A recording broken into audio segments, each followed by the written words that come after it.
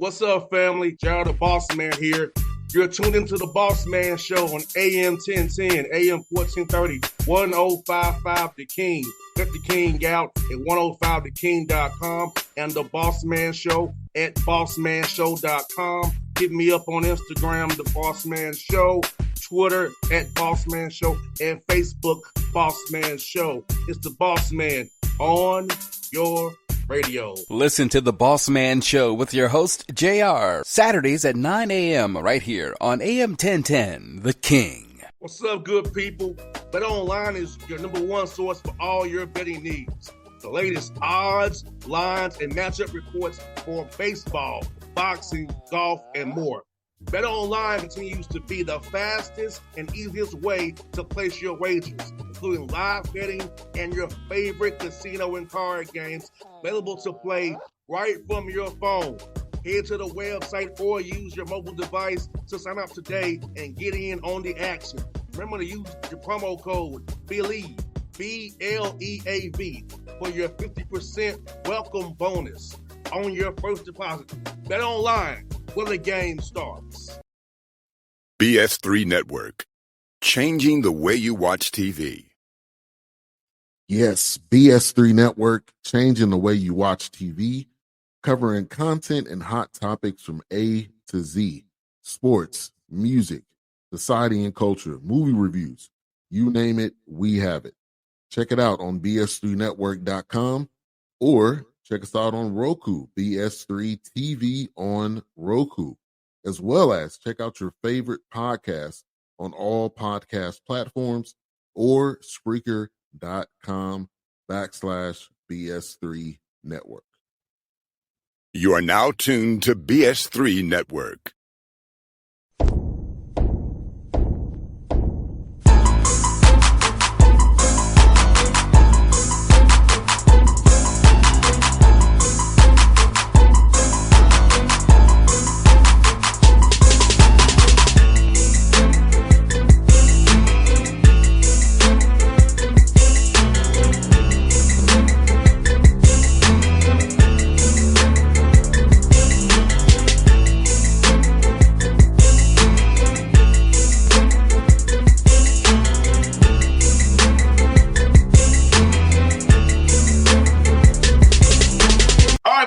Bossman Show with Coach Scott Cross, Troy Trojans on the Sun Belt Conference, won a championship in Pensacola, Florida. Coach, how are things down there in Troy today, man? Going great. We just we gave our guys a couple days off, and last 2 days we've been back at it. We hadn't done anything contact yet. We'll start that up tomorrow. Just wanted to give their bodies a little bit of a chance to recover. You know, playing 3 games in back-to-back days is a lot. Our guys laid it all on the line during the Sun Belt tournament, and we'll have a full practice tomorrow. We'll be off Sunday. We'll enjoy the selection show tomorrow afternoon, and then it's straight preparation from then on out. And we're looking forward to hopefully we'll be a 13 seed. We don't know for sure. It's somewhere between a 13 and a 14 seed, and we're looking forward to getting down there and shocking the world. Coach, for you, you got the Troy. Now you get the 19 to be able to fulfill your vision and make it to the tournament. Talk about the sacrifices from your staff, your support staff, the managers, the trainers, the nutritionists, all those people. The people don't get the shine per se. It really helps you and your staff and your players succeed on the court and off the court as well. Yeah, the most important thing, first, it starts with the chancellor of the university. I've been on the other side where we've had bad leadership. He's the most amazing leader I think I've ever been around. I could tell you stories for days about him. And then my boss, I'm super, super close with my boss, Brent Jones, amazing leader as well. And obviously, we're nothing if they don't invest in the program and they're not trying to help you be successful. So it starts with them. But then my staff, I'm very, very fortunate. My associate head coach is Greg Young. He was on staff with me there at UT Arlington. And then when I got let go, they wisely kept him on staff. He ended up eventually getting the head job. And then after less than 2 years, they ended up doing the same thing that they did to me. And it was their mistake, but I gladly reached out because I had a couple openings on my staff, and man, he's as good of an assistant as you could have. I mean, it's like having, another head coach that knows exactly what you're thinking, thinks the same way, and has been there, done that. He understands it. He's invaluable to the program. Then you have, Brandon Gilbert, Mike Worley are two of the recruiting guys on staff that do a phenomenal job with scouting reports and recruiting players. And, in fact, Brandon Gilbert recruited Tayton Connerway, who's, conference player of the year. And, Mike Worley's recruited a lot of our great players as well. Those guys, I mean, they spend tons and tons of hours. And then you have Larry Cordero, who's our director of ops. And, if it's 6 o'clock in the morning, he's already in the office. He's a grinder. He was a head coach at LSU won, made it all the way to the national championship game in NAIA. Similar situation that happened to him. And, I gladly, when I had an opening, got him on staff. And then Kelvin Lewis is our director of player development. I actually recruited Kelvin when he was in high school, out of North Crowley High School. His dad was one of the best recruiters in the state of Texas. We called him ICE. He was at TCU, had been at Baylor, been at U of H. Well, ICE and I were really good friends, and he told me to keep recruiting Kelvin. So I would write him every single day. I bet I wrote him close to 1,000 letters. In the long story short, he signed with Auburn. And then he transferred to U of H, and he actually became Conference USA Player of the Year, had maybe a 10 or 12-year career overseas. And we connected through Facebook Messenger. He said he wanted to get into coaching. Really wasn't even thinking about it at first, but then when the NCAA made that shift and said you can have 6 guys on the floor, I was like, man, like who could be better than the guy who just finished playing, is relatable, gets along with everybody. He's hungry. He already knows the business because of his dad. And so, he's been a home run hire as well. And, during the tournament, my entire staff after each game, I mean, we're up until 3 in the morning, breaking down film, trying to figure out a game plan. I absolutely couldn't do it without those guys. Our trainer, Jeff Freiberg, this is his first year. He's all in, does a great job with our guys. Probably have one of the fewest number of missed practices, missed games. I don't know whether it's luck or, I'm sure he has something to do with it as well. Oh, he definitely does. Yeah, he does. And then Chris Johnson is our strength coach, and I'm sure he has something to do with it as well. The stuff that he does in the weight room. I mean, we lift. If we're practicing, pretty much, unless we're on the road, we're lifting. It may not be a lot, but I want our guys to kind of have that toughness mentality. And so, those guys are a big part of what we do. I mean, we have unbelievable GAs, student assistants. I mean, I could go on and on and on. I'm nothing without the players, the coaches, the administration. And so, it's definitely a collective team effort. And Coach, man, I saw this when I watched you all play throughout the year, man. You seemed to so together and connected, man. It just seemed like you all was on the same page and one accord. And did you see that kind of in summertime and early in the fall that, hey, these guys are really together and we got something special here? Because I feel like watching you play now, like you can see that you all had the activity, you're locked in with each other. So you could see it off the court for sure. In fact, I think it was in around June. The pastor of the church that I belong to in Mansfield is he sends us these like 10-minute life lesson videos. Well, he came down to visit the team, took them bowling, went to Waffle House with each one of the guys, and he ended up a couple of them gave their life to Jesus, and they wanted to get baptized. So we brought them over to my house, and we brought the taco truck from Ricky's Tacos and baptized like 2 or 3 of the guys. And then, he asked if anybody else wanted to get baptized. And actually the assistant of the taco truck decided to get baptized in our pool during that deal. And then like two more of our guys did. I mean, it was really, really powerful. And so, you could start to see right then, okay, like, we may have something special. But then, throughout the year on the court, you could see, a little bit of jealousy here and there, a little bit of button heads here and there. We'd show glimpses of greatness. And then, we'd let a 17-point lead disappear because, we started looking at the stat sheet or something like that. Then, the last 3 weeks, man, it's like the guys just all collectively came together and said, you know what? It don't matter if it's not my night. I'm going to defend. I'm going to rebound. I'm going to be a great teammate. I'm going to be coachable. I'm going to have a great attitude. And that's what happened. And you're absolutely right. I think the toughness of our team and the togetherness of our team are the reasons why, we're Sunbelt going to the NCAA tournament. And honestly, if they wouldn't have came together, we wouldn't have won those last 3 games in the Sun Belt Conference, and probably wouldn't be, regular season co-champions as well.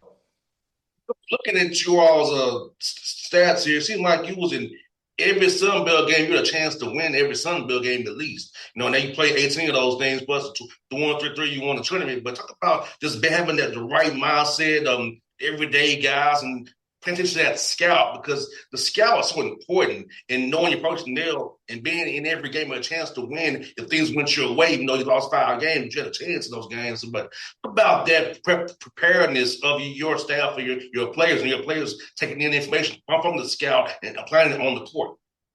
Yeah, what's crazy about it is in those 5 games, it was a combined 14 points that we lost by. And so, if you look at 2 of the games, Arkansas State at home, Texas State at home, I think we were led or tied in 35 minutes in one game, 38 minutes in the other. End up losing by 6 to Arkansas State because we foul and, trying to get back in the game. They make free throws. We miss a shot. Lose it, by 1, Texas State. Lose by 1, Louisiana. We had 17-point lead, Louisiana, probably 13, Arkansas State, I think 17, Texas State. We lose by 1 shot at JMU. We have a shot at the end of the game. The Tide don't make it. Every single one of those games were basically a 1-possession game the last minute. And 3 of the 5, I think we had double-figure leads in the second half. But that's where I think our guys, probably thought that it was over. Now it's me time. I need to get my stats a little bit, and then you give the other team confidence. Next thing you know, they're rolling, and you've lost your confidence a little bit. And so our guys were amazing in terms of following the scouting reports. Very, very smart, intelligent team. So they did that at a very, very high level. We did a great job, against Joseph Pinion, who's a great shooter, not allowing him to get hardly any looks. Our guys were really, really good at that stuff. We're typically able to, limit a team's best player or, take them away from their best action or what they want to do. Our guys were really, really locked in, I felt like, all year long on the scouting reports. Down coaching, I watched the ODU game, man. That first half, the defensive effort you gave in the first half, kind of riding momentum the rest of the game and jumping out on those guys, man. And then the same thing as JMU, starting out fast, defensively jumping on them, and then doing it the way you did it, man. And then Arkansas State, second half explosion. So talk about your team being able to start fast, and then second half, halftime, making adjustments and come out and jump and get to it then as well, and doing what you want to do and really setting that tone in the second half to win that game against Arkansas State. Tough team where Brian does a hell of a job over there. Yeah, he does a great job. You go the first game, Old Dominion, they were on the roll. They had won 3 in a row. They had 2 guys that were averaging close to 20 points. And then they had other guys that were great role players, rebounders, defenders, but didn't really shoot the ball. And so we didn't play them in the regular season, so we didn't know a whole lot about what they run. We were playing it on probably one of the other teams. I mean, we had done the scouting report and we're prepared, but you just hadn't seen it. And we didn't want to let those 2 guys, go. And so, we actually kind of game plan for them. We went, had 2 guys, almost like a 2-man zone, basically. So our 4 and our 5 were stacked. We had those 2 guys completely taken away, the 2 shooters, and then our we had our point guard match up with their point guard, but we treated him more like a helper. So if the ball went into the post, he would go double the post. And, they were shooting like 11% in the first half. I mean, it worked to perfection. But then, they made adjustments in the second half. They brought in guys that didn't play a whole lot in the previous games but could shoot the ball. They spread us out. They got us a little bit out of rhythm. They did a great job not quitting. They fought back. They pressured us and made it a little bit of a game, and then the second game, JMU, we had already played them. We went, straight man-to-man, mixed in a little bit of our matchup zone, did a phenomenal job on all their guys with the exception of Freeman, who's, they're probably their guy. I mean, he was going, and I think he dropped 35-plus on us. But we limited everybody else, and he wasn't able to score enough and to where they could win the basketball game. And then, as you mentioned, Arkansas State, we had the lead for the majority of the first half, but last minute or two in the first half, they kind of grabbed onto the lead, hit a couple shots, and and then in the second half, the first 10 minutes, they kind of had a 3-point lead. It'd waver back and forth, and then about 10 minutes to go, it jumped out to like 8 points, and there was a timeout, and I called our guys into the huddle, and it honestly, it wasn't a pretty huddle. I challenged them because I felt like Darian Ford, number 3, was being super physical and hand checking and arm barring Tatum Conaway and keeping him out the paint, and then our guys were just kind of opening the gate and letting them get right in the paint, and so I challenged them, and we happened to go out there and get a stop. And then next thing you know, Thomas Dowd gets a steal and a dunk. Tatum makes a layup. Thomas, gets another and one finish. And then Tatum just kind of took over from there. And it was just, I'd never seen anything like it. I mean, we outscored them like 31-10 or something in the last 8 or 10 minutes of the game. And, if you think about it, they're a great defensive team. Mm-hmm. And the score 31 points. I think it was 9 minutes. That's like 140 points or something for the game. Like, I'd like to play fast and score a lot, but that hasn't been our DNA. I mean, it was just like, it was almost like the good Lord just, it was like, all right, it's y'all's time and everything. Yeah, today is your day today. Yeah. And so, and then they started missing shots. We were able to get rebounds that could have went either direction, and it just snowballed. And, I'm super, super thankful. And, but our guys, if they don't do their part and play hard and physical and tough and gritty down the stretch and together, we had no chance in that game. But, man, it was pretty surreal to see the confetti come down and to see our guys with the trophy and cut down the nets. It was something we'll never, ever forget. And, Coach, you did a hell of a job valuing that basketball during a tournament, not turning the ball over that much and controlling the boards. Think about how important it is when you control the boards, offensively and defensively, getting second shots, and also limiting turnovers. And so you give them pick sixes so you can't defend the pick six. So limit if you don't throw the ball in the daggone stands, if you don't throw the ball away, so we can set our defense. No doubt. We're 5th in the country in offensive rebounding. We're about, I think, maybe 8th in steals. But our Achilles heel was turnovers all year long. And, we talked about what you said, you can't throw pick sixes. And, like our defense is a top 75 defense in the country, one of the top ones in the Sun Belt. And we're turning the ball over, 14, 15 times a game. And like, if we just don't turn those over, all of a sudden there's no question we have the best defense in the league. And so in 2 of those games, we didn't turn it over hardly at all. Old Dominion and then in the championship game. And obviously we're not winning those games if we don't. James Madison, once we got the big lead, we did get careless at times. And I think maybe we turned it over 13 times. But I always felt like the number with this team was if we could keep it below 12, we're probably going to win the basketball game. And, in the championship game, it was only 8. And that gave us a great opportunity to win the game because we're always going to offensive rebound. I feel like we are going to turn teams over. I think we're going to make it difficult for them scoring at the rim. And so if we can defend the three-point line, take care of the basketball, do a good job blocking out and securing defensive rebounds, it's going to be a long night for the other team. And Coach, you mentioned a few times, talk about Tatum Conaway, Sun Belt Player of the Year, most outstanding player of the tournament as well. Or what's he meant to your program and how his development over the years for you, man, has been something great for you to see. Yeah, I mean, he's as dynamic of a player as I've ever been around. I told him maybe 3 weeks ago, about the time where we started rolling, I was like, hey, Tate, like, it was actually, we were doing a one-on-one guard your yard drill.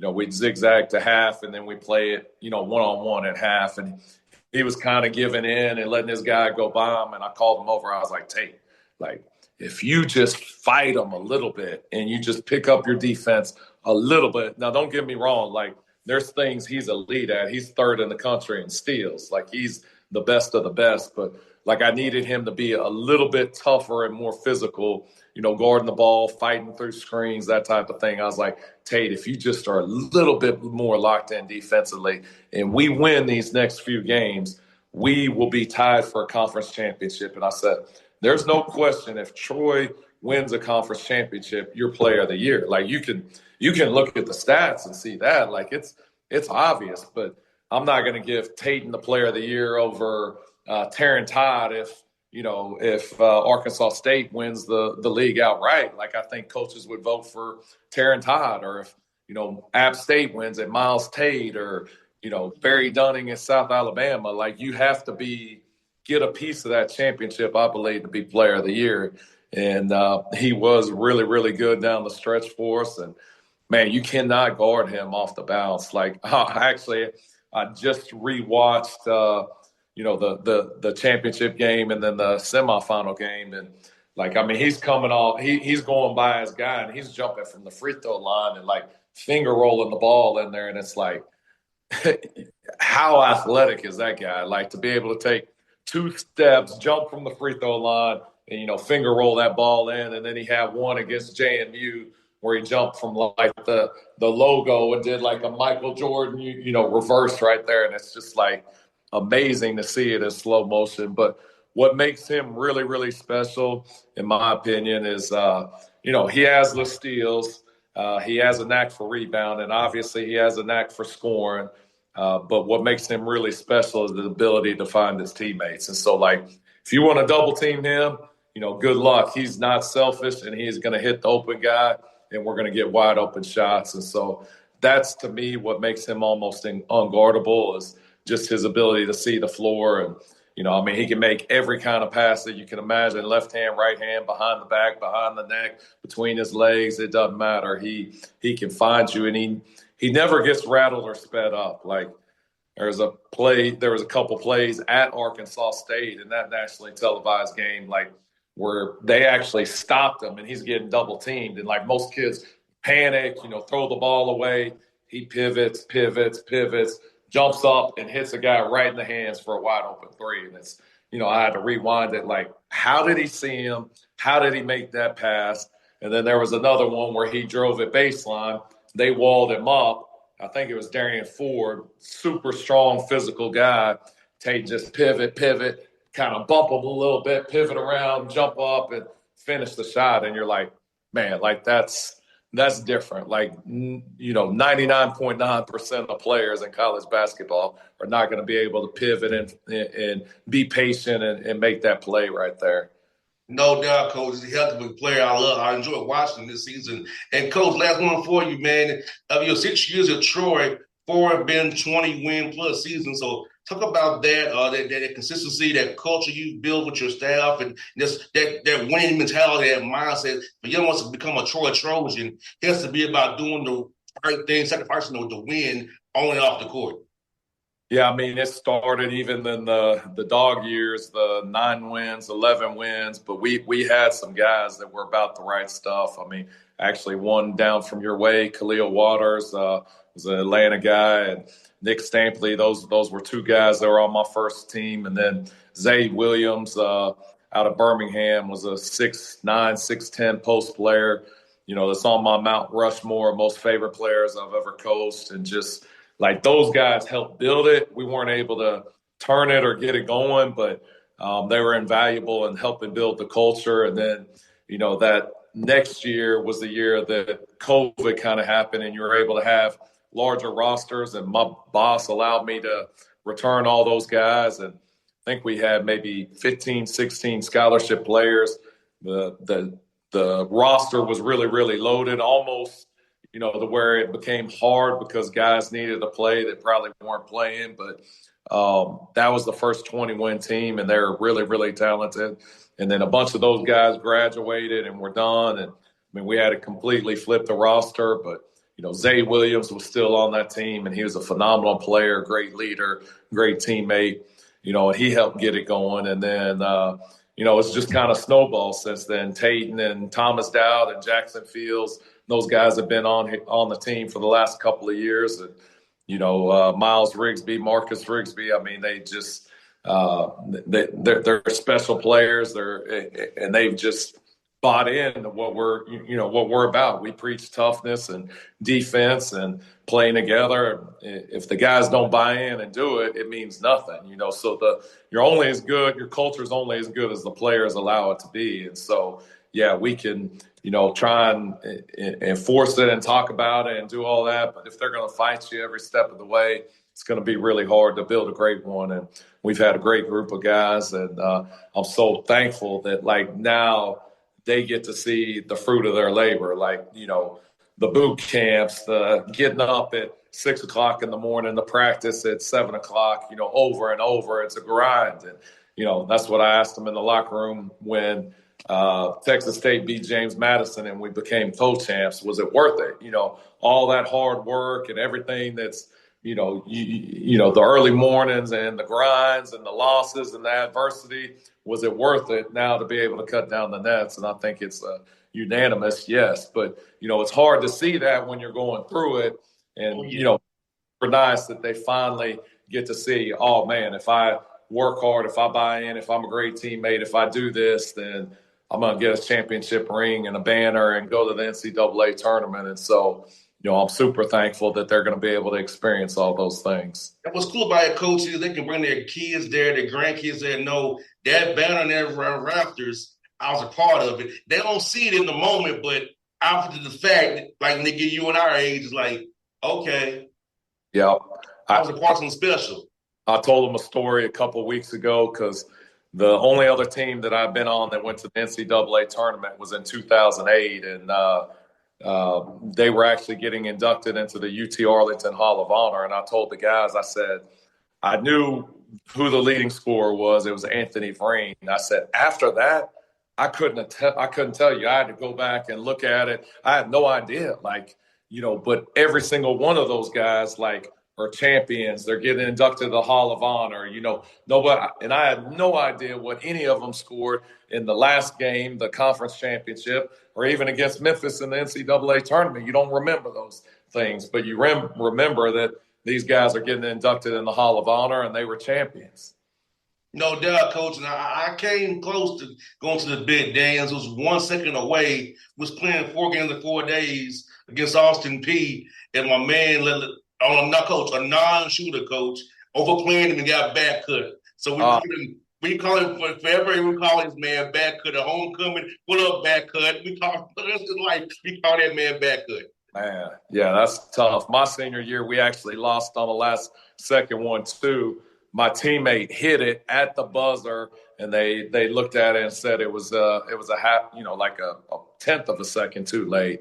And so that's how I ended my career, which was terrible. But glad we're able to go down. No doubt, Coach. Coach, it's good. Like I said, it's a good chat with you on the show for the first time, man. I've been fan of yours for years, man. I'm glad you're having success after what happened to you to Arlington, man. Keep grinding away, man. I hope to see you in the summertime in your Lake Point. You got recruiting in Georgia. Love to help you out, Coach. Thank you so much. Thanks for your time. Thanks, Coach. BS3 Network. Changing the way you watch TV. Yes, BS3 Network, changing the way you watch TV, covering content and hot topics from A to Z. Sports, music, society and culture, movie reviews. You name it, we have it. Check it out on bs3network.com or check us out on Roku, BS3 TV on Roku, as well as check out your favorite podcasts on all podcast platforms or Spreaker.com/BS3 BS3 Network. You are now tuned to BS3 Network. What's up, good people? BetOnline is your number one source for all your betting needs. The latest odds, lines, and matchup reports for baseball, boxing, golf, and more.